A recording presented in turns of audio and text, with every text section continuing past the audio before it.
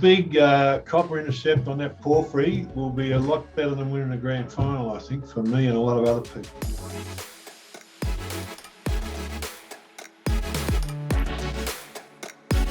Hello and welcome to Paydirt TV. I'm Michael Washbourne and today I'm joined by Sierra Nevada Gold Chairman Peter Moore. Peter, thanks for joining us. Oh, hi Michael, good to be here. Peter, you're about to list the company on the ASX, but Sierra Nevada Gold's actually been around for the past 10 years.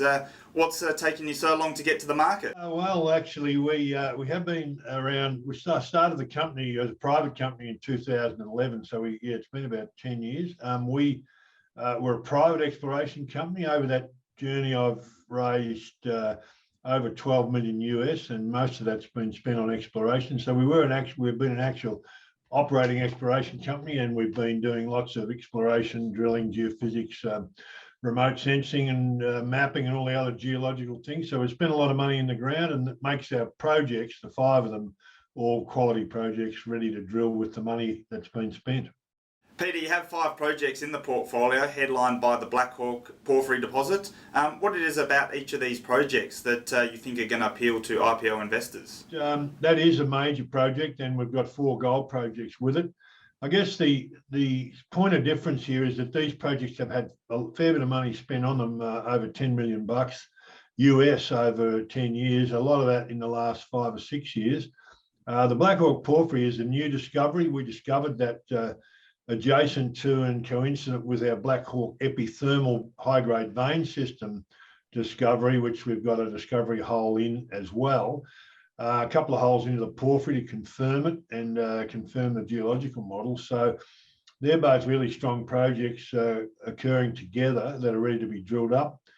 And then we've got 3 other gold projects. One is the 2 of those are high-grade vein systems in historic mining areas. We've deliberately targeted historic mining areas, given that that's where most of the new deposits are found, is where the old boys found it in the first place. So we've got the Warrior project, high-grade epithermal vein system and disseminated gold as well, but never been drilled with modern exploration, and bonanza grades on that, as well as New Pass, which is another high-grade vein system. Been mined up to 15 years ago by the old boy that owned it. So it's 17 grams average production grade. So yeah, good high-grade vein systems we expect to turn into getting a pathway to a resource at least within the first year or so. We've got an aggressive drilling program on 4 of the 5 projects, and our Colourback project is located in the Battle Mountain Trend amongst it, right within 10 square miles of a 60 million ounces of gold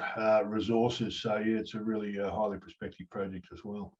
Peter, why is now the right time to take the story to market?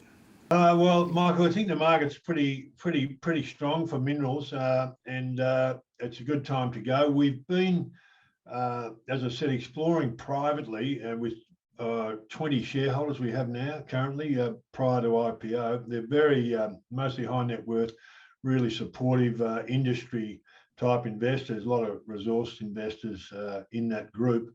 They've been very supportive, and we've funded the exploration to date privately, but we feel it's time to get access to additional capital, which an IPO will give us. And we've done the work to generate a lot of drilling targets, which we now want to drill. So the money raised will be applied to an aggressive 20,000 metre RC and core hole drilling programs on the projects over the next 2 years. So the need for capital and create some liquidity and value for our shareholders is the main motivation. All going well, Sierra Nevada Gold will list on the ASX next month. What are the first things you plan to do once you're off and running? Well, we've got 2 drill rigs organised, a brand new RC rig, which will be available first week of June to start on the Warrior project. Warrior's got super high grade historic assays at depth, that we want to test. Very shallow mining, not much depth, so we've got plenty of open ground there that we're really keen to test. So it'll start there, then it'll move to our New Pass project, which again has got drill targets ready to go, and then our core rig will be arriving in April, and that will probably late in April, and that will commence the first of 6 core holes planned on the copper porphyry project. we're excited about that because this porphyry, as previously, as I said, it's a discovery. It wasn't known previously. We have a number of major companies interested in that project. We've signed CAs with 7 majors, 6 of whom want to proceed to field evaluations and core evaluations on site, which we haven't been able to do for the last 2 years because of COVID. So we'll proceed to talk to them, but we're keen to drill the first at least 6 holes ourselves to catch some of that upside should we get a decent intercept out of that drilling. And Peter, many people will recognise you as a former champion AFL footballer, but what a lot of people wouldn't know is that you've had a long career in the resources game as well. Tell us about where it all started. Yeah, well, that's right. My dad is a professor of geology, which is how I got involved in it. He was based in the US, and early days as a kid, as a teenager, we did exploration work and remote. My dad was a remote sensing expert and had a new remote sensing technology that he developed that we were applying.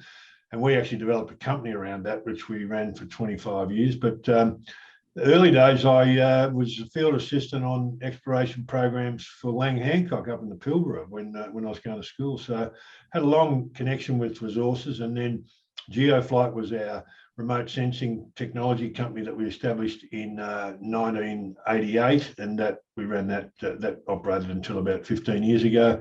And we've moved now into venture style things like this, where we use our technology to create opportunities, which we've done in this case as well. Well, I'm sure it'll be every bit as good as kicking goals in the AFL. I've got a big copper intercept on that porphyry. Will be a lot better than winning a grand final, I think, for me and a lot of other people. So we're hopeful of that, and we'll be aggressively pursuing that. And exploration is no fun when you're raising money, but it's a lot of fun when you're drilling holes, and that's where I get my kicks. I'm really keen to see those rigs turning, and let's hope we get some really exciting news, which we think we will. Peter, thanks for joining us, and all the best with the listening. All right, that's great, Michael, and thanks for having me, and we'll talk again. Thanks. Bye.